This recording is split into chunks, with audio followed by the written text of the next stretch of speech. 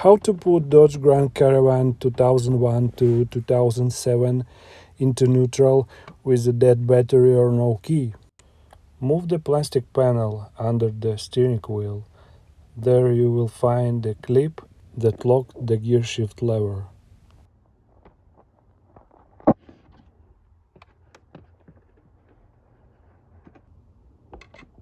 Slide it to the left and shift into neutral.